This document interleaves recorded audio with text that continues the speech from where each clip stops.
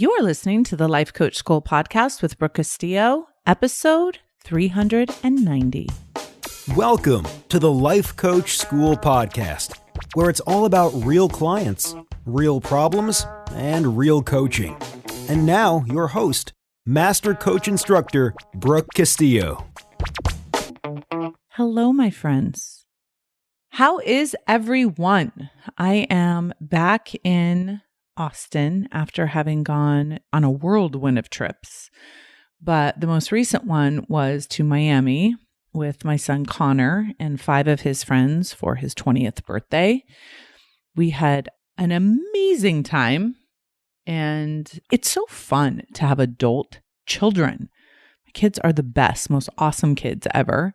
And we had some touching moments, Connor and I, during his birthday weekend. And it just was so fortifying and loving and amazing. And he had an amazing time. We had so much fun. We went out on a boat on the ocean. Super exciting. Good time. And he has such an amazing group of friends that all love him so much. So that was just an amazing time. Christian wasn't there because he was golfing very well, I might add, but he wasn't able to hang out with us. So I'm now back in Austin. I'm here for about a week, and then I'm heading to Colombia. So I'll have to tell you about that trip. Doing a girls' trip with 5 of my girlfriends to Colombia. Very excited about it. So today I want to talk about loveability. And I'm going to kind of be repetitive in some ways because I've done, obviously, podcasts on unconditional love and loveability before. But I want to talk about your loveability. And when I say loveability, the way that it sounds is that it's one word, right? So how lovable am I is what most people think. I'm not lovable. My lovability is low. But as you know, the concept that I teach is that you are 100% lovable at all times in your life. 100%. No matter what you're doing, no matter the mistakes you made, no matter how you show up, you are 100% lovable. Now, you may be difficult to love by someone else at that time because of the way you're acting. But depending on their love ability with you, they can still love you or not, depending on what's going on with them.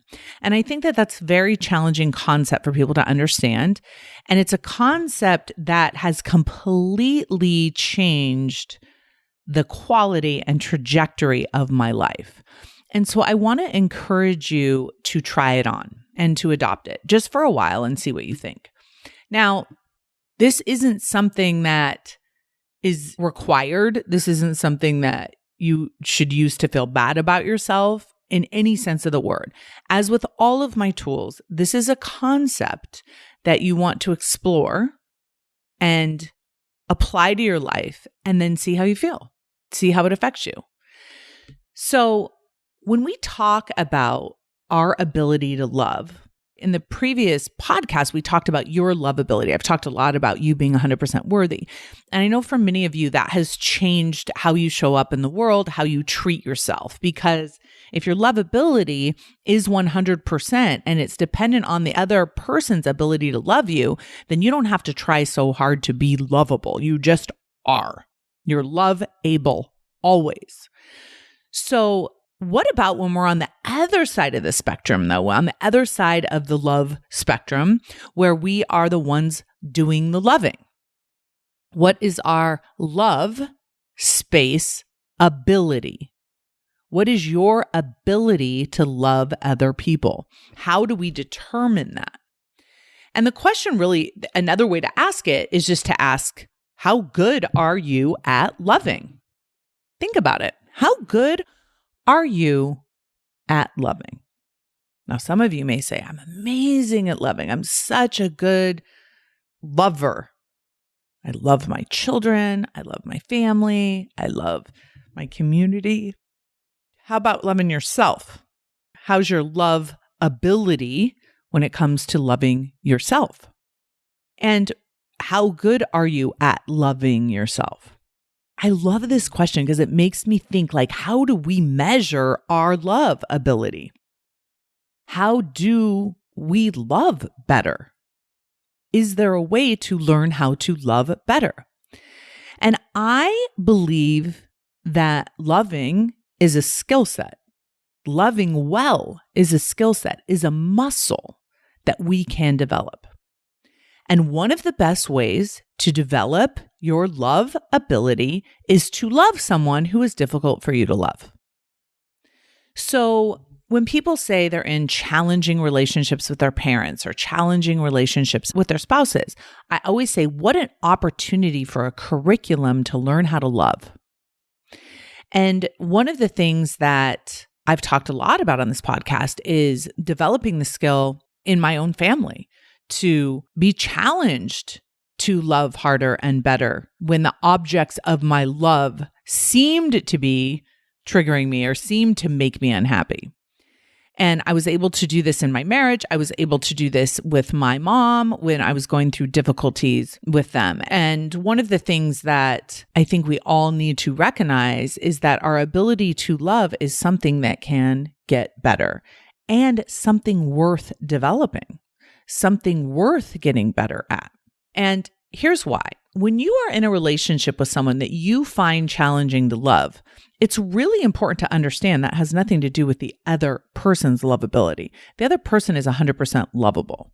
We are challenged to love them by how they behave, by them not doing what we want them to do, by them not showing up for us in the way we want them to, the way they talk to us, whatever. Their presence may be triggering to us. The way they act may be triggering to us, but that's on us if we are willing to accept responsibility for that and use that as an opportunity to develop our loving skill set. What I have found is that love, when brought into any situation, always makes it better. Always. If you can be in true love, not pretend love, not resentful love, but actual love, being able to love someone. And the other benefit, the best benefit, is when you love someone, especially someone challenging for you to love, you get to experience that feeling of love. And so I was very committed to getting good at loving. And I practiced loving people who are challenging for me to love. And I must offer that the most challenging person for me to love was myself. Still is.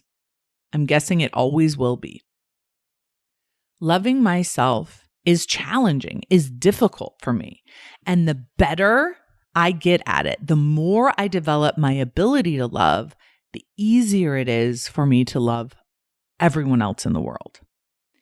And when you love everyone else in the world and you love them hard, you experience more love than you can even wrap your mind around. Think about it. If every person you ran into, you chose to love them, think of how loving you would feel. When people challenge you, when people don't show up the way you want and you love them, it allows you to stay in this space of love when there's so many other avenues, so many other places, so many other ways that you could go. When love is the first and best answer always, there's so many things that you avoid feeling because you're choosing love. So as I developed the skill in loving myself and loving other people that I found challenging to love, I got better at showing love to everyone. I got better at loving everyone. Coaching is one of the areas where that became ridiculously important. As we are coaches, as we are coaching someone, it is very important that we hold space for the other person, for the client, to be able to explore their own mind and their own emotions and their own behaviors without judgment. And one of the things I tell all my students is if you can't love your client, you have no business coaching them. And one of the challenges for brand new coaches is judgment. Our human brains are designed to judge. And when we are judging, whether it's positive judgment or negative judgment, we're unable to hold what we call clean space. And when we learn how to love, we recognize that one of the things that we're going to have to stop doing is judging negatively. because that will always block our experience of loving that person. And it's important to understand, especially when you're coaching clients, you will love them and hold loving space for them, but you won't necessarily be acting out that love in any kind of deliberate, direct way. And that's true for many of the instances where you are developing your love ability. It doesn't necessarily mean that you're telling the person that you love them or that you're showing them acts of kindness or that you're showing them, loving behaviors. That's not what we're talking about. We're talking about experiencing the emotion of love because you're able to develop the ability to feel love more often than not. So when you ask the question, how do I love? It's important to recognize the flip side of it, which is everyone is 100% lovable first and foremost. And everybody was created in a way that is 100% worthy. So for me, reminding myself of that is the first step. And often I will think about it in a way where I imagine them as a small child, a small innocent child, especially if they've just done something horrific, to me or said something or whatever. I imagine them as a small child and the perfection of that human being. And that helps me drop into the space of shared humanness and shared fallibility and all of the different experiences that we've all had that cause us to show up in a different way than maybe we would want that person to show up. And because I have such direct experience of effing up my life in so many ways and treating myself so terribly, it's easy because I've practiced non-judgment with myself. It's so much easier to practice it with other people. I've developed my ability to love by going through and unraveling the judgments I have about myself till I can drop into loving myself. And loving myself for my flaws and my mistakes and my misdeeds and my misspeaking, all of it, just holding space for me to be human with myself and loving myself so much. So one of the things that has become clear to me as I have been dating and showing up in romantic relationships is because I have such an intense ability to love, when I'm in situations that have intimacy in them and have love in them, my love is intense for people. They feel that love because I'm very good at it. I've practiced it a lot. It is one of my crafts. And so when I show up and I love on people, they experience it as a unique experience and an amazing experience. And I've had more than one person say, what in the heck is that about? What is going on when I'm with you that I feel this intense love? It's amazing to me. And I explain, I've had lots of practice. It's been my craft. It's been my sport. I have shown up in the most challenging situations and found a way to love. And therefore, these situations that are, brand new, dating situations, it's a piece of cake to love someone and to express that love in a way that is, appropriate and kind and true. And so I think it's important to ask yourself, who could you practice loving that would make you better at loving? Find the most challenging person for you to love and notice how you show up for yourself, for them. Are you able to find love on a daily basis? If you were to choose to love hard on purpose daily, how might your life change? I recently was dating someone who's in my 90-day relationship. And one of the things that I kept saying is, I want to love him more than anyone has ever loved anyone. So, me and impossible goals. And it made my mind explode with possibility and growth and opportunity. How do I love someone when I'm trying to love them more than anyone has ever loved anyone? What does that feel like? What does that look like? How do I do that in a bigger way? And it was kind of like my meditation question on the relationship. And it made me really evaluate my potential as a person who loves.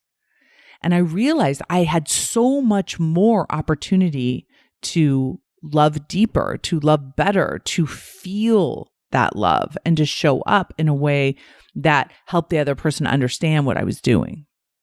And so I feel like just making that commitment was so profound. So is there someone in your life that you might want to play around with that with? Is there somebody that you want to love more than anyone has ever loved anybody? Maybe it's your kids. Maybe it's your mom. Maybe it's your aunt. Who knows? If we are willing to commit to such a big goal, may we then expand our capacity to love? Where is your capacity? Like, think about this. On a scale of 1 to 10, where is your capacity, do you think, to love right now? And how could you expand it so you could love more, deeper, harder, better? What would need to change for you to be able to love more? And again, practicing on your own self first. What if you loved yourself more than anyone else had ever loved you? How would you show up for yourself in such a loving way? And obviously, the benefits of that are so obvious, because then you become the creator of the love and the experiencer of the love, but also the person at the effect of the love, which I have found that people love, especially when you're loving them. And I recently had a friend tell me that. He just said, like, you right away as a friend brought me the experience of what it's like to be loved by how you showed up and what you said and who you were. It was really kind of a cool compliment, I think. So when we love, when we're practicing our loveability and we're doing it with non-judgment, we end up in unconditional love. So we love ourselves no matter what we say or do. We love ourselves just for being alive on the planet. And we get to the place where we can love ourselves unconditionally. And then we start practicing loving other people unconditionally, even when they don't do what we want, even when they don't show up in a way that we would like them to show up. We love unconditionally. Now that requires strength. It requires knowledge. It requires tenacity. And that is why you build that skill set, because you can come up with lots of reasons not to love someone. And if you practice with yourself, what are the reasons why you don't love yourself more? Write them down. What are the reasons why you don't love that other person more? Write it down. What is holding you back? And then when you identify those obstacles to loving someone, then you can overcome them. You can see, okay, what would I need to do in order to love this person more? How could I get over this one obstacle that's in my way to turn that into love? That is the opportunity. Now, here's a caveat that I want to offer to you that was something that happened to me that I didn't actually know what to do with. And it's something that you just want to be aware of. When you are good at loving, when you have expanded your capacity to love, you will experience so much love within your own body, within your own nervous system, that you will want to put it on someone. You will want to project it out, either into the world, into your community, into your friends, into your loved ones. You won't be able to help yourself. It's like it spills out of you. And you want to be conscious of how you act out your love. You want to be conscious of loving people out loud against their own will. So what I'm not suggesting here is that when somebody is resistant to being with you, that you are like hammering love on them. That is not what this is. This isn't even about that other person even knowing that you're loving them. It can just be about you experiencing that love for them. And this isn't something about loving someone else and then having them or wanting them to reciprocate, wanting them to come back and say that they love you too, or to express it back to you. That's very manipulative. That's not what we're doing here. It's being able to, no matter what the other person does, find a way to feel love for them. And when you have so much love, because you've built up the skill set and you built up your capacity, you have to actually be aware of how much you express it out loud and how much you actually act it out.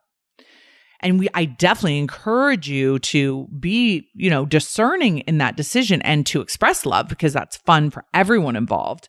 But you also want to be aware that as you develop this capacity, you may be like overflowing with love and wanting someone else to feel it and experience it. And I'm loving you. And can't you tell I'm loving you? Just be aware that that is not what I'm suggesting.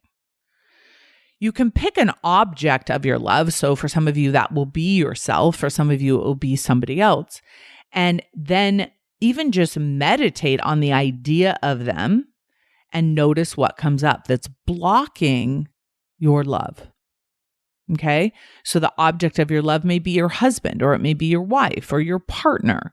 It may be your best friend. It may be a colleague, right? And so you get the object of your love, and then anything that's preventing you from loving them will come up and you can work on it. But then also, when your capacity to love is huge, you want to be careful on how you actually demonstrate it. You want to be appropriate. You want to be in a space where the person can actually receive the concept of it in their own brain, and they're not like freaking out because you're doing a lot of loving in a way that's maybe external, that's maybe not focused on how you feel inside, but it's much more focused on how the other person may or may not receive it. Okay, so just be aware that all that love you have to give does not have to be demonstrated. It can just be felt by you. When you are practicing loving more, loving harder, loving more purposefully, one of the practices is actually generating love within your own body. And the way we generate love is the way we generate any emotion. It's by our thoughts.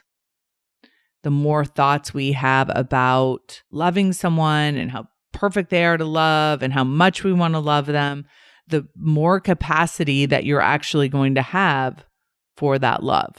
The more ability you will have to generate it until you are literally just flowing over with it. Okay? So how do you generate it? It's by finding an object, removing any obstacles that's preventing you from loving that person, and then also coming up and being creative about ways to increase that love feeling, focusing on what is positive, focusing on what you love about that person, focusing on the experience of expressing it to that person. That will help you learn how to generate more and more love. The next point I want to make is that so many of you will come to me and say, I can't love this person, or I don't want to love this person. And obviously, as an adult person in the world, you can do whatever the F you want. But one of the things I want to offer you is that if this person is difficult to love, you may be telling yourself you can't, or you don't want to love someone, that you want to push them away, that you don't want to keep communicating with them. And I want to challenge you that may or may not be a good idea. That may or may not be what you want to commit to doing, because when you choose to love someone, even when it's challenging, you get stronger at loving. It makes you a stronger lover. So there is this amazing thing that happens when you love someone is you get to experience that love. And when you remove the expectations of the person and you don't have a manual for how they should behave and you love them unconditionally no matter what, you are literally in a love fest. You get to experience all the love. So I want to encourage each of you to increase your capacity to love by loving people who are hard to love and starting with yourself. What would loving yourself unconditionally all the time feel like and look like? And why aren't you there yet? What are the obstacles for you achieving that? And then apply it to someone else in your external life who is hard to love. I want to help people develop their abilities, their coaching abilities and their love abilities. This is just a taste of that. This is just a piece of that to help you start seeing your life in a completely different way. When you're focusing on how can I find people to love? How can I practice loving? How can I get stronger at loving? You will start to see them everywhere. The really annoying ones, the ones that cut you off in traffic, the ones that yell at you, those are going to be the ones that make you the most strong if you can bring yourself into actually experiencing love for that person. The practice of it is not difficult, but all of the belief systems around it, all of the things that maybe you have thought about as it applies to love may be preventing you from going all the way with it, from developing a loveability that's at the highest level. So start with yourself, do that practice with yourself on a day-to-day basis, and then switch to other people and keep practicing that. And before you know it, you're going to show up in an experience with someone else where they will be like, whoa, what is that? Why is that affecting me so much? That is, I think, the privilege of a lifetime. I think loving people in the biggest possible way and maybe loving them more than anyone has ever loved them before is such an honor. And it has the added benefit that you personally get to experience that love yourself as you're doing it. All right, my friends, have a beautiful week. Go out there and practice loving and increase your lovability. I'll talk to you next week. Bye. Hey, if you enjoy listening to this podcast, you have to come check out Self-Coaching Scholars. It's my monthly coaching program where we take all this material and we apply it. We take it to the next level and we study it. Join me over at thelifecoachschool.com/join. Make sure you type in the lifecoachschool.com/join. I'd love to have you join me in Self-Coaching Scholars. See you there.